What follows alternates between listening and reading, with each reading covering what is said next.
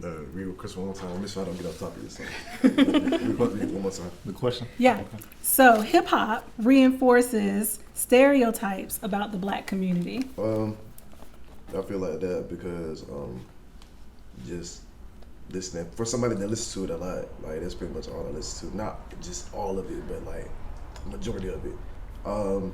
I personally wouldn't want to hear somebody saying something good. Not saying that I wouldn't want to listen to it, but like that's not what I want to hear. And then some people are weak-minded and listen to it and want to do what they talking about or whatever. So I feel like they take what they were saying or people that they look up to as role models and just maybe their role model's not doing it.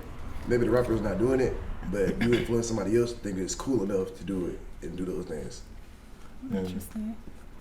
I agree that hip hop reinforces specifically the negative stereotypes about the black community. You don't the positive aspects don't just kind of get lost. But I got cousins in Nigeria that listen to hip hop and think that that's just how it is over here. They want to be like that, and they're losing their accents. They talking American, they using the slang and all of this.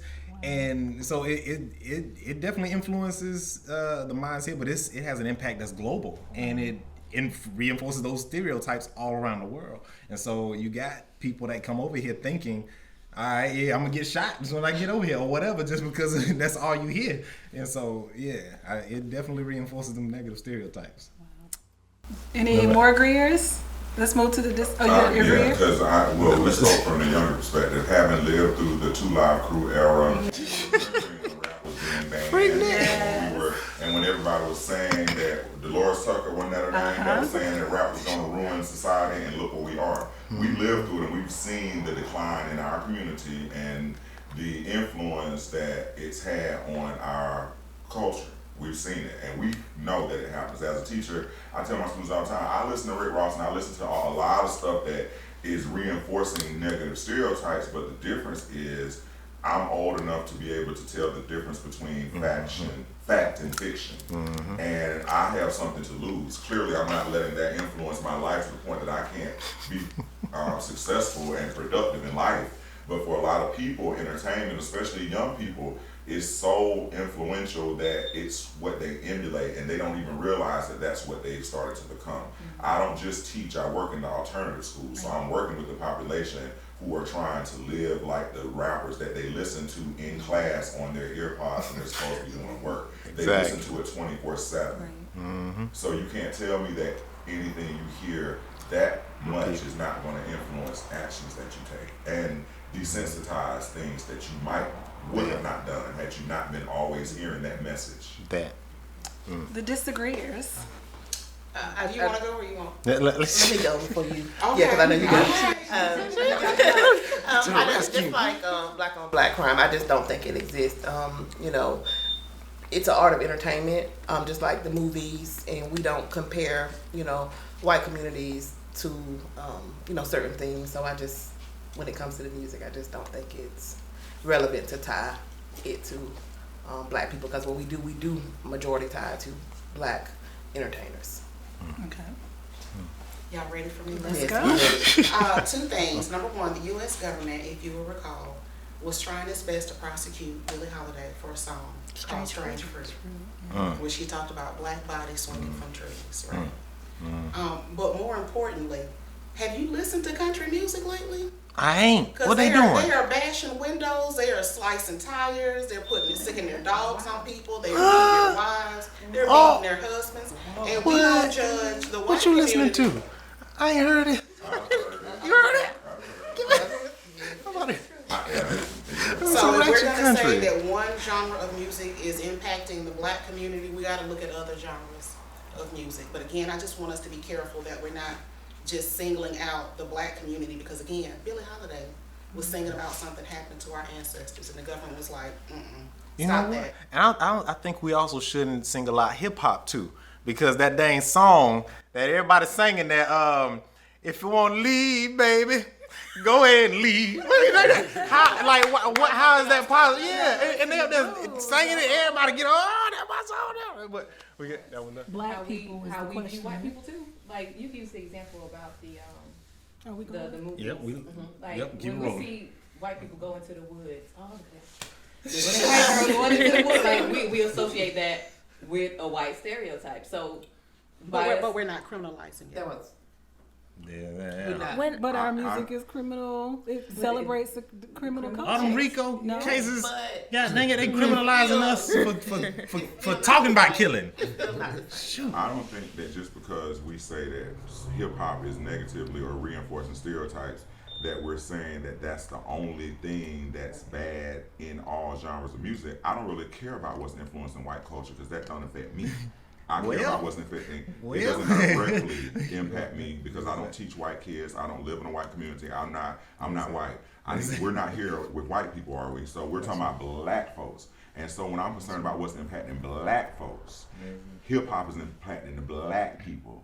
I'm not saying that the other folks don't have things impacting them, but those things are not what we're talking about, and those are the things that directly impacting us. If white folks had a bunch of music like they used to about killing black people and encouraging that, then we would be talking about that because that would be a direct influence, and they can stand to suffer negative perception in society that we can't stand to suffer. So we have to be held in a different lens still because of the racism and the discrimination. So it ain't fair that we can't do necessarily what we want to do or that our music is held to different scrutiny. But until we reach that point of equity that's going to take 200 and some years, then this is the way I got to look at it. That's a fair estimate. That's what I want to explain. All right, ready for the next question? Next, beautiful. Yeah, I'm get my lemonade ready. I'm get ready. What's going Listen, on? dog. Look, I've been agreeing with everybody. I done been just agreeing. She agreeing too. The American dream is only for white people. Y'all pass me y'all's. I'll take a sip of y'all. Only one agrees. Yeah, good job. Okay, can we define the American dream? yeah. I think it's up to you. It's subjective, isn't It's it? subjective. The traditional American dream. The It's whatever you American think dream. the American dream is. Is it for white people? It is. Well, let's hear why you all say. Oh, but yeah, no, shoot, because it is like doggone this country. If we doggone study history and we understand the founding of this country and how it was created, it was not made for us. It was specifically made for white people fleeing Great Britain. It was made for white people who were leaving a feudal society with a king. They were serfs, they were peasants, they were on the land, and they wanted to come over here to create their own kingdoms. They were criminals. And that too. You had batches of criminals, you had pilgrims, you had the Scottish ones, you had Presbyterians, whatever, but all them doggone fools was leaving this feudal system and they came over here to try and create their own situation the same way. And it didn't include black people. And so what was built, that was the foundation. And then after that, more and more systems were built on top of it so that they could keep the game to themselves. So we here now, and there's been some inlays and things and some little small avenues is cut for black people to go through, but it still ain't for us. So if a few folks get it, lucky to them, but it wasn't designed for that. Okay, I feel like when it comes to the American dream, like my first ideal thought when you said it, the word was white picket fence, white people, 2 parents, 2 kids, and probably prefer a boy or girl, something like that. Trust fund. Yeah. But now that I think about it, I kind of sort of retract my statement or my sip. Only because of the mere fact is like, now that I'm like in high school and I'm a sophomore, and so junior year is approaching and I have to sort of think about colleges and stuff like that. My American dream isn't like the American dream that I first just thought of. My American dream is graduating from an HBCU, getting married, hopefully, having my kids, but it's not the same American dream that's been like formed in my head or that's been taught on TV or on social media. I think American dream is like black people are achieving it. They're accomplishing this in their own ways. They are graduating from HBCUs. They are creating trust funds for their kids. They are creating financial literacy for their children and making a great pathway for them to be successful in life. But on that same note, it's not like that for everybody. And so maybe I did kind of go off with this question. But I kind of sort of, I take back my statement just a little bit. But on the same note, it's just like. Okay. So we had a lot of disagreeers. Dr. Simmons agreed, though. Oh, that's what you did. Good. So can I talk about my situation that happened earlier at Woodall's?